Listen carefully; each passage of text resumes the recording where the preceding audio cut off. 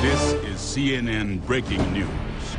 Welcome to CNN, where we have a special guest, cough cough, Sarah Palin. Our special guest of course is from Anchorage, Alaska. Tonight we will be talking about an important issue containing about an environmental policy. Thank you for the introduction, sweetheart.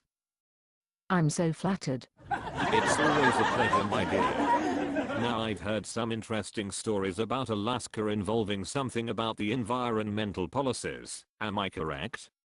Yes you are, and I will get right to the point right now after this short break, psych. Okay, all jokes aside now. Let's be serious. So tell me, Sarah, what exactly is going on up there in Alaska? Well, let me tell you how beautiful Alaska is.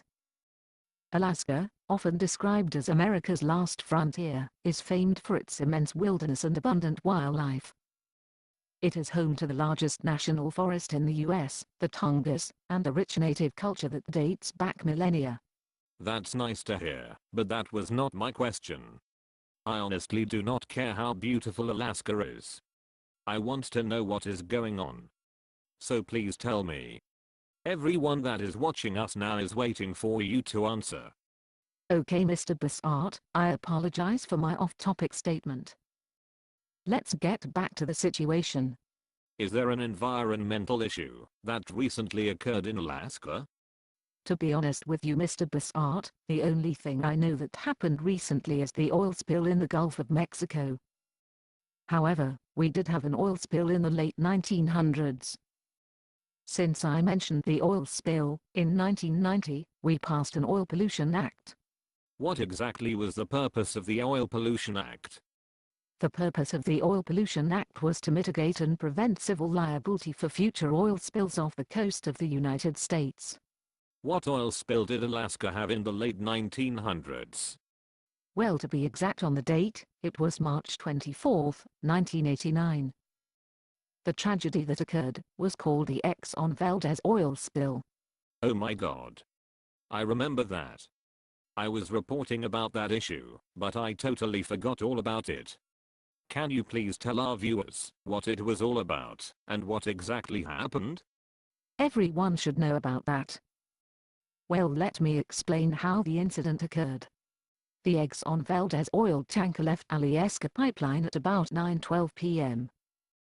The ship was carrying approximately 53 million gallons of crude oil. The tanker was headed for Long Beach, California. Then 3 hours later, the Exxon Valdez ran into a bly reef. What caused the tanker to run into a bly reef? I remember hearing that supposedly the captain was under the influence. Am I right? Well, blood tests showed alcohol in his blood even several hours after the incident. But still, he was still charged for operating a ship while under the influence of alcohol. I mean, that's what some people assume, especially the jury. That's just insane. What are they thinking? Can you tell us more about the incident of how it affected the environment surroundings? Well, let me put it in simplest form so everybody understands what I'm talking about. The waves and tides spread the oil. Some of the oil reached the shore.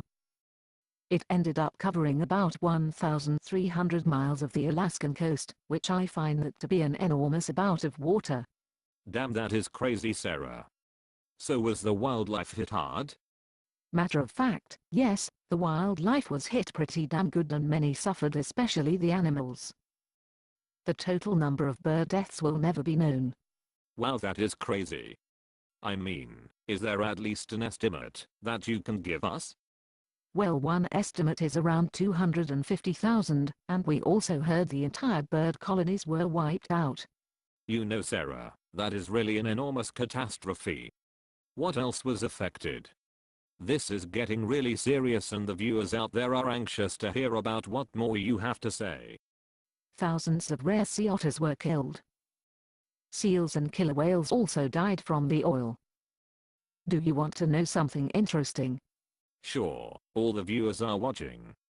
Pink salmon was one of Alaska's best-selling fish. But salmon fish was stopped after the oil spill. Believe it or not, no one would purchase them after the oil spill. For years, salmon eggs did not hatch properly due to the oil spill. Yummy. I love pink salmon. Can somebody get 2 salmon? One for me, and one for my darling, Sarah Palin. Oh my god, Mr. Bissart, you are some funny dude. Thank you. So back to the topic. How did they manage the cleanup? Well, what I'm about to tell you may be shocking and terrifying. The cleanup was delayed. The reason why it was delayed, it was due to the arguments over who would pay for it. Believe it or not, it cost more than $2 billion.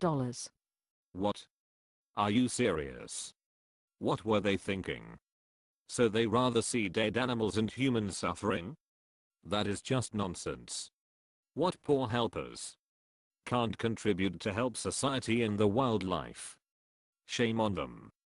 I so feel you, Mr. Bissart, but that's how business in America runs. It's all about money, nothing else. That's why we suffer economically and environmentally.